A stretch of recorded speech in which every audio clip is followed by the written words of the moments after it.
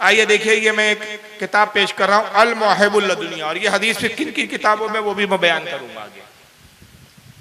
इसको इसके लिखने वाले हजरत इमाम अहमद बिन मोहम्मद कस्तलानी है, जो बुखारी के शारे हैं। हर मकतब फिक्र के आलिम इनको मानते हैं। ऐसा नहीं है कि ये बरेलवी थे, ये बहुत पहले के आलिम है, आज के नहीं है। 900 हिजरी के ये आलिम है। अल मुहिब्बुल लदुनिया जिल्द नंबर 3 सफ़ा नंबर 559। इमाम तबरानी जो बहुत बड़े मुहद्दिस है, उनकी हदीस की किताब के हवाले से नकल करते कहते अखरजत तबरानी अन इब्ने उमर काला काला रसूलुल्लाह सल्लल्लाहु अलैहि वसल्लम। हज़रत अब्दुल्लाह इब्ने उमर से रिवायत है कि अब्दुल्लाह इब्ने उमर कहते हैं कि अल्लाह के रसूल सल्लल्लाहु अलैहि वसल्लम ने इरशाद फरमाया, इन्नल्लाह क़द रफ़अ लिय दुनिया। हुजूर फरमाते गए लोगों, अल्लाह ताला ने तमाम दुनिया मेरे सामने लाकर रख दी। और दुनिया से क्या मुराद है? सिर्फ ये जमीन नहीं, ये पूरी कायनात, ये दुनिया कहलाती है। ये पूरी कायनात, ये पूरा यूनिवर्स, ये दुनिया है। ये सारी कायनात अल्लाह ने मेरे आगे, मेरे सामने लाकर रख दी। फ़ा अना अंजुरु इलैहा व इला मा हुवा काइनुन फिया इला यौमिल क़यामा। अब जो कुछ इस दुनिया में हो रहा है, जो कुछ चल रहा है और जो कुछ कयामत तक होगा, सब मेरी निगाहों के सामने है। तकरीर नहीं समझ में आ रही है कि भाई आप लोगों के? अरे हाँ या ना, कुछ तो बोलो। बिल्कुल ऐसे बैठे हैं जैसे पत्थर के मुजस्समे बैठे हैं। यार, अपने नबी की अजमत की बात सुनकर भी सुभान अल्लाह नहीं बोलोगे तो फिर कब बोलोगे भाई? किसकी बात पर बोलोगे भाई? ये हमारे नबी की शान है या नहीं? आका कह रहे हैं अल्लाह ने तमाम दुनिया, तमाम कायनात मेरे सामने लाकर रख दी, और जो कुछ इसमें हो रहा है और जो कयामत तक होगा, सब मेरी निगाहों के सामने। कान्नमा उन्जुरु इला कफ्फी हाज़िही, मैं ये तमाम निज़ाम कायनात को ऐसे देखता हूं जैसे मैं अपने हथेली को देखता हूं। सुभान अल्लाह, सुभान अल्लाह। अब भी क्या वहाबी कहेंगे हुजूर को ये नहीं पता था, वो नहीं पता था, ये नहीं पता था। हम कहते ये छोड़, तेरे अकल के घोड़े मत दौड़ा। हिम्मत है तो ये हदीस में लिखा है कि आका ने कहा कि मुझे ये नहीं मालूम। सहाबी का कोई कौल सुना दे कि किसी सहाबी ने कहा कि हमारे नबी को इल्म गैब नहीं, हुजूर नहीं जानते कुछ भी। ये तो साफ वाज़ेह हदीसें बता रही है कि अल्लाह के नबी सल्लल्लाहु अलैहि वसल्लम को अल्लाह ताला ने इतना बढ़कर इल्म दिया कि पूरे निज़ाम कायनात आपकी निगाहों के सामने, जो कुछ हो रहा है क़यामत तक जो कुछ होगा सब हुजूर देख रहे हैं। और ये मुस्तनद हदीस की किताबों में, इसको इमाम अबू नुएम ने भी अपनी हदीस की किताब हिलियतुल औलिया जिल्द नंबर 6 सफ़ा 101 पर नकल किया। इसी हदीस को इमाम हैसमी ने, ये सब मुहद्दिसीन के नाम है जो शायद पहली बार आप सुन रहे होंगे, इसमें से बाज़ मुहद्दिसीन के नाम, ये सब बड़े बड़े मुहद्दिस है। आज से कई कई 100 साल पहले के मुहद्दिस है, आज के नहीं है। ये कोई बरेली नहीं है, ये बरेली के रहने वाले नहीं है। ये सरब अरब दुनिया के बड़े बड़े मुहद्दिस हैं जिन्होंने ज़ख़ीम जिल्दों में हदीसों की किताबों को लिखा। इमाम हैसमी ने मजमू ज़वाइद जिल्द नंबर 8 हदीस नंबर 14066 पे लिखा। इमाम जलालुद्दीन सयूती ने अपनी हदीस की किताब अल जामिउल कबीर जिल्द नंबर 2 सफ़ा 178-76 हदीस नंबर 4853 पे लिखा। हज़रत इमाम अल मुत्तकी हिंदी ने अपनी किताब हदीस की कंजुल उम्माल के अंदर हदीस नंबर 31971 पर लिखा। इसी हदीस को हज़रत इमाम अब्दुल बाकी ज़ुरकानी ने शरह मुआहिब के अंदर जिल्द नंबर 10 सफ़ा नंबर 123 पर लिखा। तो कुरान कह रहा है कि हमने अपने हबीब को इल्म दिया। आका कह रहे हैं मैं दीवार के पीछे का भी इल्म जानता हूँ, पीठ के पीछे की भी खबरें रखता हूँ। सारी कायनात का निज़ाम मेरी निगाहों के सामने, मैं कायनात की हर चीज़ को अपनी निगाहों के सामने देखता हूँ। और उसके बाद भी वहाबी अगर ये कहे कि रसूल को इल्म गैब नहीं था, तो ये नबी के इल्म में और अल्लाह की अता में ये ऐब और नक्स बयान नहीं। और जो अल्लाह की अता में नक्स बयान करे, जो अल्लाह के इल्म गैब पर एतराज करे, वो मुसलमान हो नहीं सकता। बेशक बेशक। और दूसरा इन्होंने भी मेराज रब्बानी साहब ने जो एतराज किया था कि अल्लाह के नबी मर गए माअज़ल्लाह, जबकि हम अहले सुन्नत व जमात का अकीदा यह है कि हुजूर सल्लल्लाहु ताला अलैहि वसल्लम जिंदा है। भाई आप अपने नबी को जिंदा मानते हैं कि मुर्दा मानते हैं? जिंदा मानते हैं ना? मगर आइए जरा इन मौलियों की अक्लों को देखो आप, इनको सुन लीजिए आप। सबसे पहले सुन नहीं जानते हैं इनको आप? मौलवी जर्जी साहब जरा नहीं सकते, और सुन लिया तो जवाब नहीं दे सकते। यौमल क़यामत यकफुरून बिशिरकिकुम, और क़यामत के दिन वो अपने रब के सामने तुम्हारे शिर्क का इनकार कर देंगे कि अल्लाह हमने कब कहा था कि हमसे मांगो, हमने कब कहा था कि मेरे कब्र पे आओ, हमने कब कहा था कि मेरे कब्र पे चादर चढ़ाओ। वो तुम्हारे शिर्क का इनकार कर देंगे। इसीलिए कुरान ने अकीदा बता दिया है, नहीं सुन सकते वो। वमान तब मुस्मिन फिल कुबूर, आए नबी वो नहीं सुन सकते उन लोगों की बातों को जो कब्रों के अंदर दफन हैं। लफ्ज कब्र पेश कर दिया, कब्रों में जो दफन है नहीं सुन सकते। ये कह रहे हैं कि ये मर गए, और आयत करीमा जो है इन्होंने बताया नहीं, मैं बता देता हूँ। कुरान अजीम 22वां पारा है, सूरह फातिर, आयत नंबर 22, पारा भी 22 है, आयत भी 22 है। अल्लाह फरमाता है वमा अंता बेमुस्मिन मन फिल कुबूर, और हबीब ये कब्र वालों को आप सुना नहीं सकते। तो इसका मतलब इन्होंने क्या लिया, ये आयत उन मुर्दों के बारे में नाजिल हुई जो मुशरिक और कुफ्र पर मरे, जो शिर्क पर मरे। तो अल्लाह उनके बारे में कह रहा है हबीब ये गूंगे और बहरे हैं, बेईमान मरे, कुफ्र पर मरे, आप इनको सुना नहीं सकते। अल्लाह ही जब चाहता है इनको सुनाता है। कुरान ने हालांकि उनके ना सुनने का इनकार नहीं किया, सुनते तो है लेकिन आप नहीं सुना सकते। सुनाने की ताकत और कुव्वत किसमें है? अल्लाह में।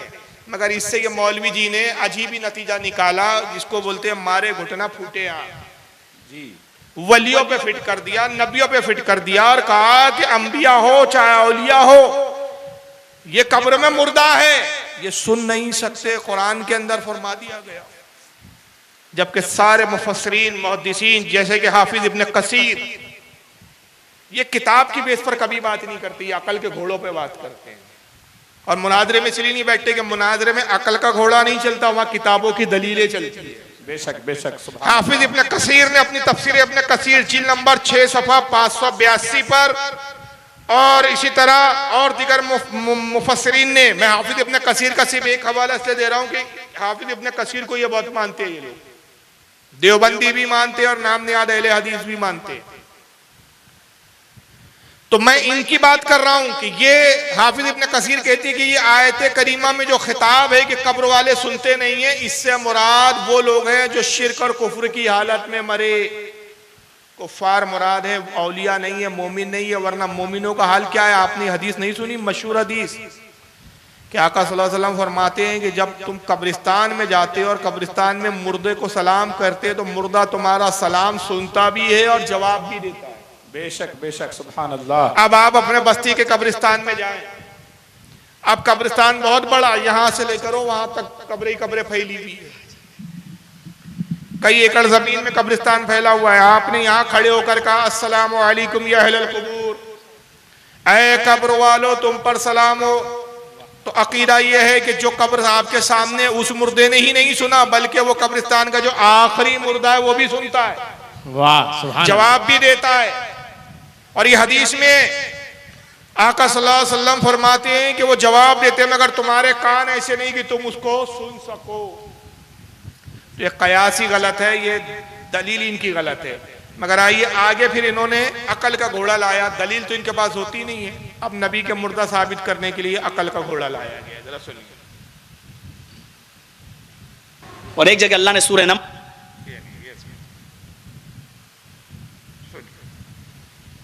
तुम उसको पुकार, अरे साहब मर गया मत कहना, तौहीन हो जाएगी। पर्दा कर गए, ये बड़ी अच्छी इस्तिलाह निकाली हमारे भाइयों ने, पर्दा कर गए। अरे पर्दा किसको कहते हैं? वो इस दुनिया से गुजर गए। अरे अल्लाह के बंदे, उसी को तो हम मौत कहते हैं। नहीं नहीं, मरे नहीं है, पर्दा कर गए। पर्दे का माना क्या हुआ? पर्दे का माना यह हुआ कि वो जिंदा है लेकिन हमारी आंखों से ओझल हो गए। हमारी आंखें इस दुनिया में देख रही हैं, हमारी आंखों से ओझल हो गए का मतलब इस दुनिया से ओझल हो गए। हाँ, इस दुनिया से ओझल हो गए। अरे उसी को तो हम कहते हैं वो दूसरी दुनिया में चले गए। नहीं नहीं नहीं, वो इस दुनिया में ओझल नहीं, पर्दा कर गए।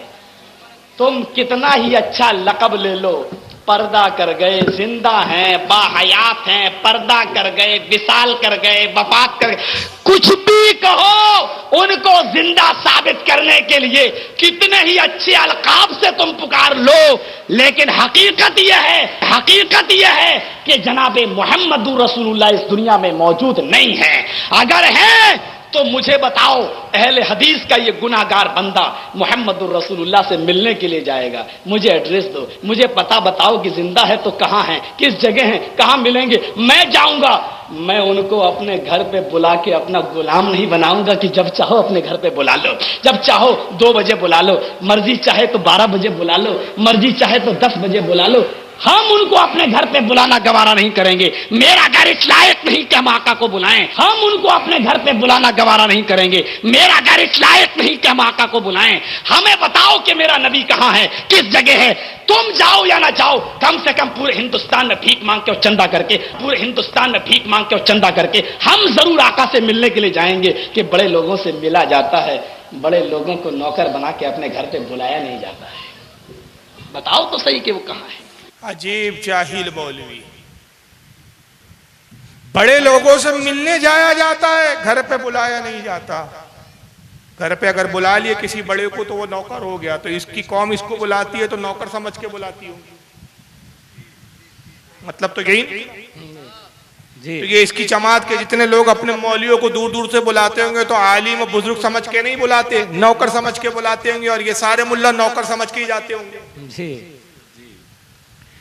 सारी दलीलें मौलवी जी ने अक्ल पर रखी, एक हदीस नहीं, कोई कुरान की दलील नहीं इनके पास। पहले वाले मौलवी साहब कहते हैं कि रसूलुल्लाह सल्लल्लाहु अलैहि वसल्लम मर गए, खत्म हो गए, हुजूर जिंदा नहीं है। जिंदा है तो कहां है मुझे बताओ। ये मौलवी साहब क्या कहते हैं, ये भी अकल का घोड़ा दौड़ा रहे हैं। कहते हैं कि हुजूर अगर जिंदा है तो कहां है, मुझे एड्रेस दो, मैं हुजूर से मिलने जाऊंगा। अगर जिंदा है तो कहां है, मुझे बताइए हुजूर कहां है, आपको पता है या नहीं है भाई, कहां है हुजूर, बोलिए। डर क्यों रहे भाई, मदीना शरीफ, आका मदीने में है, कब्र मुबारक में है और कब्र में जिंदा है। और अकीदा यह है हमारा, और इस पर दलीलें हैं, एक नहीं बेशुमार दलीलें, घंटों बोल सकता हूं इसी मौजू पर, बेशुमार दलीलें दे सकता हूं। अकीदा यह है कि हुजूर अपनी कब्र में हयात है, जिंदा है, और अल्लाह ने ये इख्तियार अता फरमाया कि जब चाहे जहां चाहे तशरीफ ले जा सकते। ये इख्तियार है, मगर असल मरकज आपका क्या है, कब्र मुबारक है। और कब्र मुबारक कितनी है, वो छोटी सी नहीं है। इस पर भी देखो, मैं यहाँ भी रोक रहा हूँ, जर्जिस का जवाब तो मैं बाद में देता हूँ। इस पर भी एक मौलवी साहब का जाहलाना एतराज सुनिए, कैसे कैसे जाहलाना एतराज करते हैं, कहाँ का अक्ल दौड़ाते हैं, दलाइल होती नहीं है। जरा इनको सुनिए, इनका नाम भी बड़ा अजीब है भाई साहब, गामडी साहब नाम है इनका, गामडी, पाकिस्तान के मौलवी है ये। जरा गामडी साहब क्या कहते हैं। के बाद जिंदगी सिर्फ आखिरत की है कहते हैं, और मुसलमानों में एक गिरोह बुजुर्गान दीन और औलिया की हयात का कायल है। क्या तमाम अपनी अंबिया अपनी कबूर में जिंदा है? ये मेरी नाकिस अकल ही का कसूर है कि ये बात कभी मेरी आज तक समझ में नहीं आई कि जो लोग ये मानते हैं वो अंबिया अलैहिमुस्सलाम के बारे में क्या तस्वुर रखते हैं। यानी 3-4 फुट की कब्र में एक आदमी को जिंदा रखा गया, यानी 3-4 फुट की कब्र में एक आदमी को जिंदा रखा गया। ये कोई नेमत है, कोई शरफ है, कोई एजाज है, क्या चीज है? अंबिया अलैहिस्सलाम अपनी कबूर में जिंदा है। अगर आप वो बात कहें जो कुरान ने कही है कि अल्लाह ताला के साले बंदों को अल्लाह ने ये बशारत दी है, यानी जिनका मामला बिल्कुल साफ है, और जाहिर है कि उनमें अंबिया उनके सरखैल हैं, कि उनके लिए बरज़ख में जहां अल्लाह ताला ने इंसानी शख्सियात को रखा हुआ है, वहां एक नौइयत की जिंदगी शुरू हो जाती है। वो जिंदगी कोई जिस्मानी जिंदगी नहीं होती, और उसमें अल्लाह ताला अपनी नेमतें इनायतें करते हैं जिस तरह के वो असल शख्सियात के साथ मामला करते हैं। तो बड़ी माकूल बात है, और उस बात को मानने में कोई माने भी नहीं है। कुरान ने उसको बड़ी खूबी के साथ बयान किया है।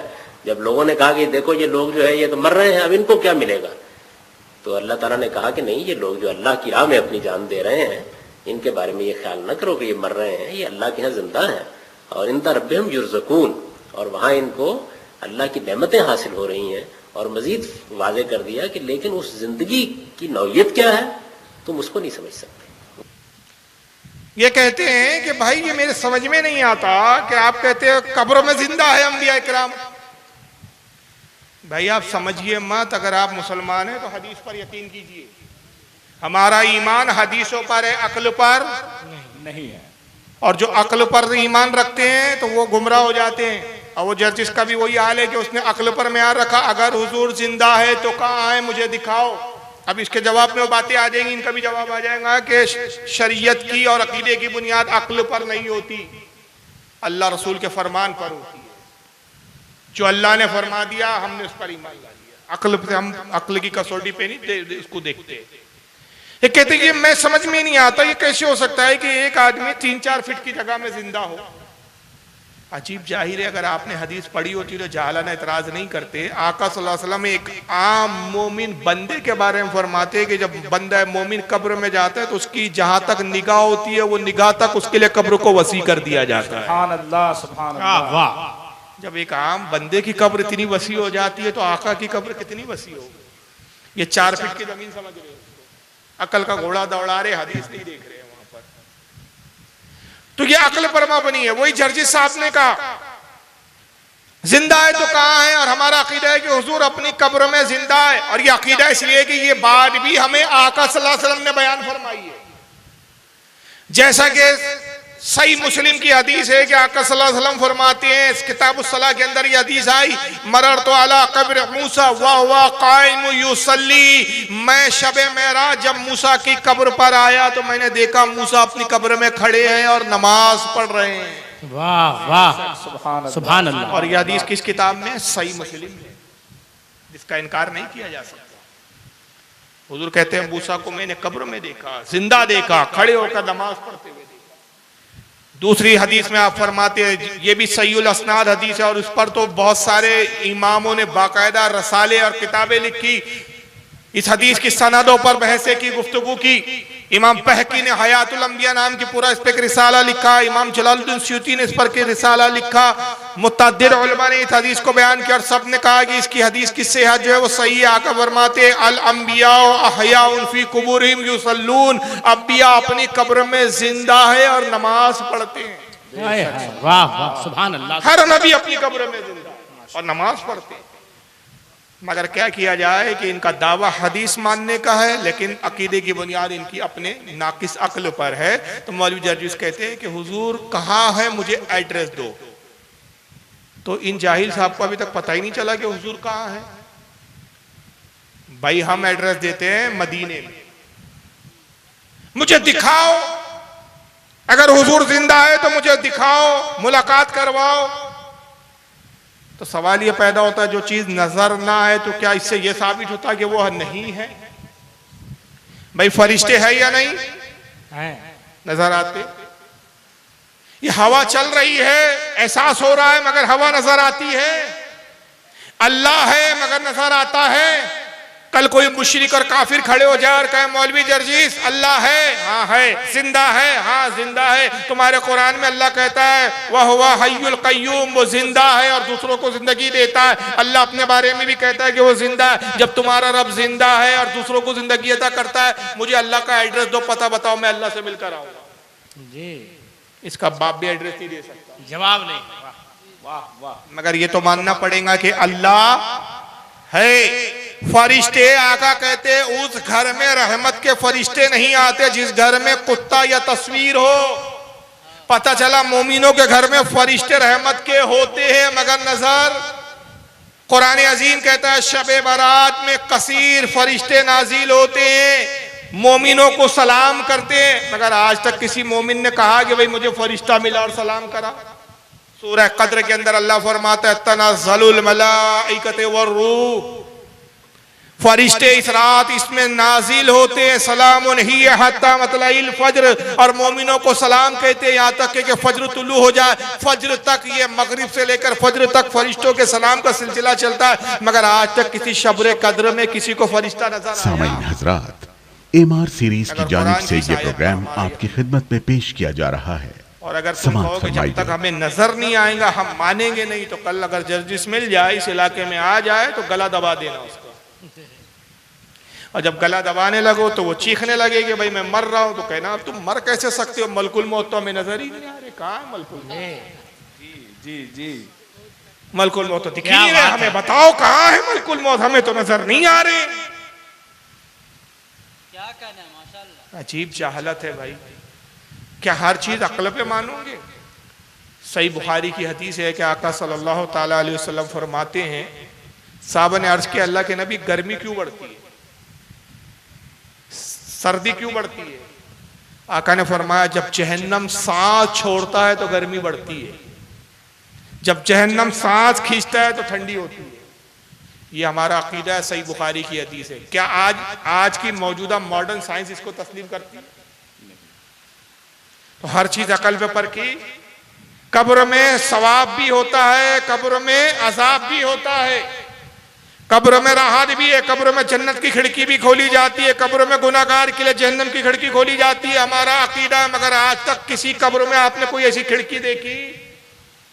अब कल कोई मरदूद जर्जी जैसा जाहिल खड़ा हो जाए और यही जर्जी जैसा खड़ा होकर कहे कि भाई इस्लाम में है कि कब्र के अंदर जन्नत की खिड़की खोली जाती है नेक इंसान के लिए और काफिर के लिए जहन्नम की खोली जाती है, हमें दिखाओ कहाँ है, बताओ। तो भाई ना दिखना ना होने की दलील नहीं होता। अच्छा फिर इसका भिखारीपन देखो, इसकी जहालत देखो। जहालत में ये कहता है जाहिल कि हुजूर कहाँ है मुझे बताओ, जिस दिन तुम एड्रेस बताओगे, तुम जाओ या ना जाओ, मैं मिलने के लिए भीख मांग के चंदा जमा करके जाऊं। यानी अगर हुजूर है ये पता चल जाए तो उसके लिए भी ये भीख मांगेगा, अपने पैसे खर्च नहीं करेंगे जी। पता चला सारा धर्म मजहबी धर्म दीना जी। और हम आशिकों का तो यह हाल है कि आका जाहिर में तशरीफ ले आए तो हम आका से मुलाकात के लिए अपना सब कुछ कुर्बान करके हुजूर की खिदमत में पहुंचे। वाह वाह माशाल्लाह। हमारा तो ये जज्बा है कि आका के दीदार से बढ़कर क्या दौलत की है ये। मगर उस वक्त अपने जेब से पैसे खर्च नहीं करेंगे, उस वक्त चंदा करेंगे, भीख मांगेंगे। तो ये एक अजीब मामला है। और इनकी सारी जिद किस बात पर थी मौलवी जर्जिस की कि भाई तुम ये जो हुजूर के बारे में कहते हो पर्दा कर गए, ये मत कहो। मतलब यही हुआ ना कि मर गए, यही था ना इब्तिदा में। जरा सुनिए, तुम उसको पुकार, अरे साहब मर गया मत कहना, तौहीन हो जाएगी। पर्दा कर गए, ये बड़ी अच्छी इस्तिलाह निकाली हमारे भाइयों ने, पर्दा कर गए। अरे पर्दा किसको कहते हैं? वो इस दुनिया से गुजर गए। अरे अल्लाह के बंदे, उसी को तो हम मौत कहते हैं। नहीं नहीं, मरे नहीं है, पर्दा कर गए। पर्दे का माना क्या हुआ? पर्दे का माना यह हुआ कि वो जिंदा है लेकिन हमारी आंखों से ओझल हो गए। हमारी आंखें इस दुनिया में देख रही हैं, हमारी आंखों से ओझल हो गए का मतलब इस दुनिया से ओझल हो गए। हाँ, इस दुनिया से ओझल हो गए। अरे उसी को तो हम कहते हैं वो दूसरी दुनिया में चले गए। नहीं नहीं नहीं, वो इस दुनिया में ओझल नहीं, पर्दा कर गए। तुम कितना ही अच्छा लक़ब ले लो, पर्दा कर गए। जिंदा हैं, बाहयात हैं, पर्दा कर गए, विसाल कर गए, वफात कर गए, कुछ भी कहो, उनको जिंदा साबित करने के लिए कितने ही अच्छे अलकाब से तुम पुकार लो, लेकिन हकीकत यह है कि जनाबे मोहम्मद रसूलुल्लाह इस दुनिया में मौजूद नहीं है। अगर है तो मुझे बताओ, अहले हदीस का ये गुनाहगार बंदा मोहम्मद रसूलुल्लाह से मिलने के लिए जाएगा, मुझे एड्रेस दो। पर्दा कर गए, आप एहतरामन बोलो, मतलब तो यही हो गया मर गए। नहीं नहीं, हमारी निगाहों से हुजूर ओझल है, हमारी निगाह देख नहीं सकती। हाँ, तो मतलब तो यही हुआ ना कि दुनिया में नहीं है, मर गए। अरे भाई नहीं नहीं, हुजूर को हम देख नहीं सकते। हाँ, मतलब यही हुआ ना कि हुजूर मर गए। तुम कितना ही अच्छा लक़ब ले लो, पर्दा कर गए, निगाहों से उजल हो गए, देख नहीं सकते, दिख नहीं सकते, मतलब यही हुआ मर गए। कोई भी तुम कितने अच्छे अल्फाज में कहो, हकीकत यह है कि मोहम्मद सल्लल्लाहु अलैहि वसल्लम को तुम जिंदा साबित नहीं कर सकते। और अगर जिंदा है तो मुझे एड्रेस बताओ, मैं मिलने जाऊंगा। यानी हकीकत मानो। हालांकि हम ये कहते हैं, हमारा अकीदा ये है कि वादे इलाही के तहत रसूलुल्लाह को एक आन के लिए मौत आई और दूसरी बार फिर आपको हयात दे दी गई उसी लफ्ज़। लेकिन मौलवी जर्जिस का कहना है कि हकीकत यह है कि आप मर गए तो मर गए ही मानो, जिंदा नहीं कर सकते। तो एक हकीकत मैं कुरान की रोशनी में बताता हूँ, इसी पे जवाब मुकम्मल कर रहा हूँ कि कुरान भी इंसान की हकीकत बयान करता है और हर इंसान की यही हकीकत है, चाहे मैं हूँ, आप हो, चाहे मौलवी जर्जीस हो, चाहे कोई देवबंदी हो, वहाबी हो, कोई भी हो। कुरान कहता है पारा नंबर 14 सूरह नहल आयत 4, अल्लाह फरमाता है खलकल इंसाना मिन नुतफतिन फाइज़ा हुवा खसीमुम मुबीन। और फरमाता है कि हमने इंसान को एक नुतफे से पैदा किया, तभी तो ये इंसान झगड़ालू है। इंसान में जो झगड़ालूपन है, झगड़े की जो फितरत है, वो किस वजह पर है कि हमने नुतफा गंदे पानी के कतरे से पैदा किया। नुतफा कहते हैं गंदे पानी को, गंदा नुतफा, गंदा पानी। कैसा गंदा पानी? खारिज हो जाए, जिस्म से निकल जाए शहवत के साथ तो गुस्ल फर्ज हो जाए, कपड़े पे लग जाए तो कपड़ा नापाक हो जाए, ऐसा गंदा। उसी गंदे पानी से हमने इंसान को पैदा किया। तो आप भी नुतफे से पैदा हुए, मैं भी नुतफे से पैदा हुआ, जर्जी साहब भी किस चीज से पैदा हुए? अरे बोलो यार, उसी गंदे पानी से, उसी गंदे नुतफे से। तो जर्जी साहब की भी हकीकत यही है कि गंदा पानी है। तो जिस दिन जर्जी साहब जलसे में आए तो नाज़िम जलसा को चाहिए कि वो यूं ऐलान करे, हजरात रास्ता छोड़े, गंदा नुतफा चला आ रहा है। क्या बात है, गंदा पानी आ रहा है, गंदा पानी, गंदा नुत्फा तकरीर फरमाएंगे। कोई कहे भाई ये कैसा जुमला है, तो फिर जवाब में वही उसी के जुमले दोहरा दो। मैं इनको मौलाना कहो, अल्लामा कहो, हजरत कहो, किबला कहो, काबा कहो, हुजूर कहो, कुछ भी कहो, हकीकत तो ये है तो गंदा ही नुत्फा। वाह, क्या कहने, जवाब नहीं है। वाह वाह। तो क्या ये हकीकत ये अपने मुल्ला के लिए तस्लीम करने के लिए तैयार है? इसको तो बेअदबी समझेंगे, लेकिन बेधड़क बेबाकाना अंदाज में रसूलुल्लाह के लिए इस तरह के जुमले बोले जाते हैं। जबकि हदीस क्या बताती है, हदीस हमें क्या वो दलील देती है? आइए हदीस पाक देख लीजिए।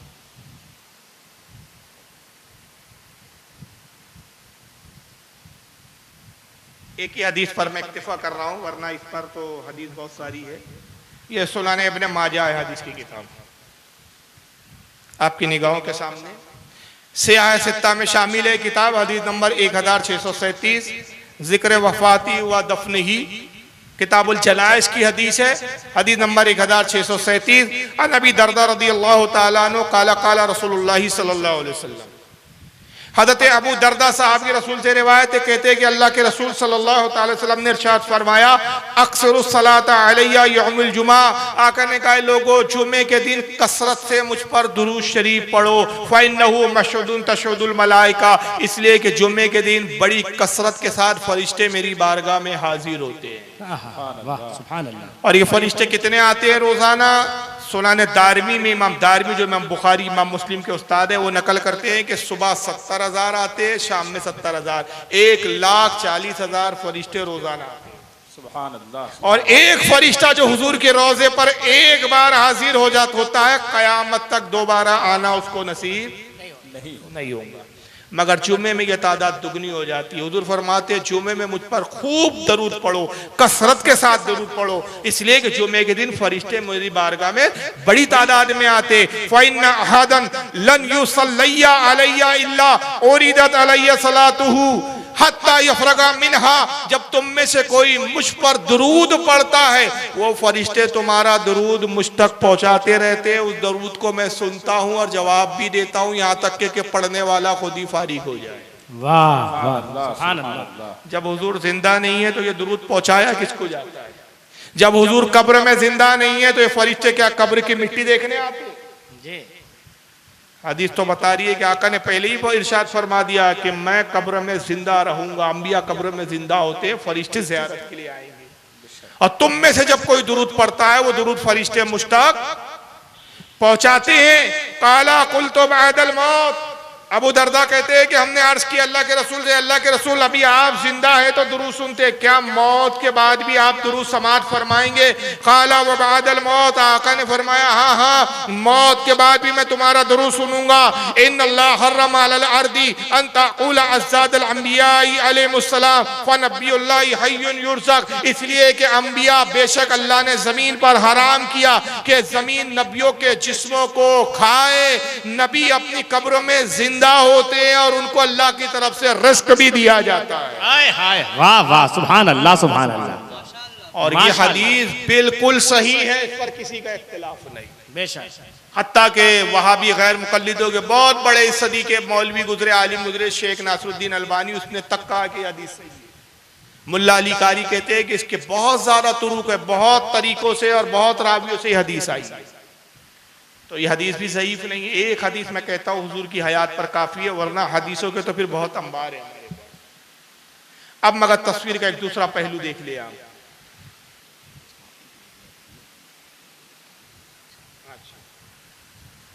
अब एक दूसरा पहलू आप देख ले इसका। तो अभी आपने एक पहलू देख लिया कि रसूलुल्लाह सल्लल्लाहु अलैहि वसल्लम को क्या कहा गया, माज़अल्लाह मुर्दा है, जिंदा नहीं। मगर अब दूसरी तरफ एक ये भी पहलू देखने को लिया।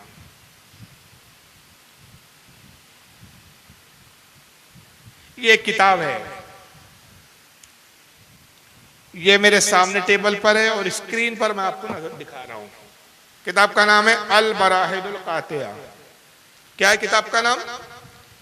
अल बराहिनुल कातिया। खलील अहमद अम्बेठवी ने लिखा। इसको मौलवी रशीद अहमद गंगोई के हुक्म से देवबंद के देवबंदियों के बहुत बड़े अल्लामा माने जाते हैं। और रशीद अहमद गंगोई को अपने जमाने का गौस कहते हैं। मदरसा देवबंद यूपी में सहारनपुर इलाका है यूपी का, वहां पर देवबंदियों का मदरसा है। उसी मदरसे की निस्बत से देवबंदी कहते हैं। उस मदरसे की फजीलत इस किताब में बयान करते हैं, सफा नंबर 63। जरा सुनिए क्या लिखते हैं। कहते हैं मदरसे की अजमत हक ताला की दरगाह पाक में बहुत है। यानी ये जो देवबंदियों का जो मदरसा है, अल्लाह की बारगाह में ये मदरसे की जो अजमत है वो क्या है, बहुत है। अल्लाह को बड़ा पसंद है ये मदरसा। सदहा आलिम यहां से पढ़कर गए, कई 100 आलिम इस मदरसे से पढ़कर गए और खल्के कसीर को जुल्माते जलालत से निकाला, एक बड़ी जमात को गुमराहियों से अंधेरों से निकाला। यही सबब है कि एक साले फक्र आलम अलैहिस्सलाम की जियारत से ख्वाब में मुशर्रफ हुए तो आपको उर्दू में कलाम करते देखकर पूछा, आपको ये कलाम कहाँ से आ गई, आप तो अरबी है। एक ख्वाब में रसूलुल्लाह, एक इनके बुजुर्ग के साले यानी एक बुजुर्ग, एक साले ने ख्वाब देखा कि फक्र आलम यानी हुजूर सल्लल्लाहु अलैहि वसल्लम फक्र आलम अलैहिस्सलाम की जियारत से मुशर्रफ हुए। हुजूर की ख्वाब में उन्होंने देखा, हुजूर की जियारत की, तो हुजूर उनसे ख्वाब में क्या किस जबान में गुफ्तगू करने लगे, बोलिए, उर्दू जबान में। तो देवबंद के वो बुजुर्ग को बड़ी हैरानी हुई। वो बुजुर्ग का अता पता नाम हम कुछ भी नहीं है, कौन है, गुमनाम बुजुर्ग है वो। गुमनाम बुजुर्ग को बड़ी हैरानी। उन्होंने कहा या रसूलल्लाह आपको यह कलाम कहां से आ गई। उनकी खुद की उर्दू सही नहीं। और आगे दावा सुनो क्या है, कलाम कहां से आ गया है, मुजक्कर का सेगा या मुन्नस का सेगा इस्तेमाल करे, कहां से आ गई। ये तो ऐसी हुआ कि मौलाना बिहार गई, साथ में उनका औरत भी गया जी। ये वाली उर्दू है, मौलाना बिहार गई, साथ में उनका औरत भी गया।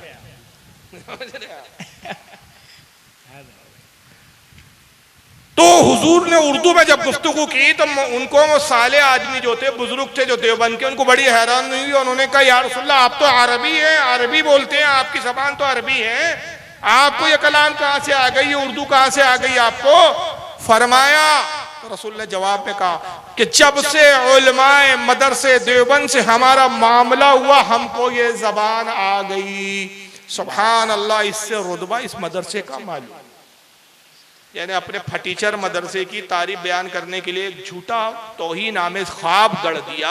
बुजुर्ग का अता पता नहीं, एक गुमनाम बुजुर्ग का नाम एक बुजुर्ग ने देखा, कौन थे पता नहीं, हलाली थे कि हरामी थे, अल्लाह जाने कौन बुजुर्ग थे, बुजुर्ग थे। उन्होंने ख्वाब में देखा हुजूर उर्दू में बातचीत कर रहे हैं, और जब उर्दू में बातचीत हुई तो उन्होंने कहा आप तो अरबी, उर्दू कहाँ से आ गई। हुजूर ने कहा जब से हम देवबंद के मदरसे में आने लगे, मदरसे देवबंद के उलमा से हमारा ताल्लुक कायम हुआ, हमने ये जबान उनसे सीख ली। हमको देवबंद के फटीचर मौलियों ने उर्दू सिखाई। तौहीन है ये, तौहीन नहीं है जी। जबकि कुरान क्या कहता है, अर्रहमान अल्लमल कुरान खलकल इंसान अल्लमहुल बयान। वही रहमान है जिसने अपने महबूब पर कुरान नाजिल किया, इंसानियत की जान मोहम्मद को पैदा किया और उसको कलाम करना सिखाया। एक दूसरे मकाम पे कुरान में अल्लाह इरशाद फरमाता है वअल्लमका मा लम तकुन तअलम, ऐ मेरे हबीब जो तू नहीं जानता था वो सब कुछ हमने सिखा दिया। सुभान अल्लाह, सुभान जो भी तुझे नहीं पता था हमने बता दिया, जो नहीं जानता था हमने सिखा दिया। देवबंद के मुल्लाओं ने 1400 साल के बाद कुरान की इस आयत के खिलाफ दावा किया, कहा अल्लाह तेरा तो दावा ये है कि तूने अपने हबीब को सब सिखाया, मगर उर्दू जबान तुझसे छूट गई थी, वो हमने कंप्लीट करवाया, माज़अल्लाह। कोर्स अनकंप्लीट था। आप सोच रहे होंगे फारूक साहब अभी आप चल रहे थे हुजूर की हयात पर, ये देवबंद कहां से आ गए? अब मैं ताल्लुक बता रहा हूं कि एक तरफ ये किताब है तक़वियतुल ईमान, देवबंदी भी इनको मान रहे हैं, अहले हदीस भी मान रहे हैं। एक तरफ मौलवियों की वीडियो क्लिपें आपने देखी, हुजूर मर गए, खत्म हो गए, जो हुजूर को जिंदा माने वो काफिर है, हुजूर कहाँ है हमें दिखाओ, हमें एड्रेस दो, हमें पता बताओ। एक तरफ तो तुम किताबों में लिख रहे हैं कि हुजूर मरकर मिट्टी में मिल चुके, एक तरफ तुम्हारे मौलवी जिंदा कह रहे हुजूर मर चुके। जब हुजूर जिंदा नहीं तो देवबंद के मदरसे में पढ़ने कैसे आ गए? तो जब देवबंद का मदरसे की अजमत बताना हो तो हुजूर जिंदा भी हो जाते, मदरसे के देवबंद भी आने लगते। जी जी। और जब मदरसे का मामला ना हो तो हुजूर फिर मुर्दा हो जाते, कब्र में मरकर मिट्टी में मिल जाते, माज़अल्लाह। तो कितना दोगले का अकीदापन है इनका, कितना दोगला अकीदा है। और यही नहीं, एक दूसरी तौहीन देखे कितनी इससे भी बदतरीन तौहीन की है, वो जरा तौहीन सुनते चले आप। ये किताब है तज़किरतुर रशीद, उन्हीं मौलवी रशीद अहमद गंगोही के हालात जिंदगी पर लिखी गई। और ये रशीद अहमद गंगोही कौन है? तबलीगी जमात के जो बानी थे मौलवी इलियास कांदेलवी, उनके पीर साहब थे। मौलवी अशरफ अली थानवी के भी उस्ताद रहे।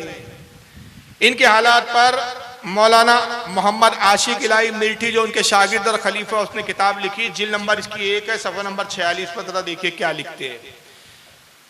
कहते आला हजरत की भावज का उसने एतिकाद और मुखलिसाना बर्ताव।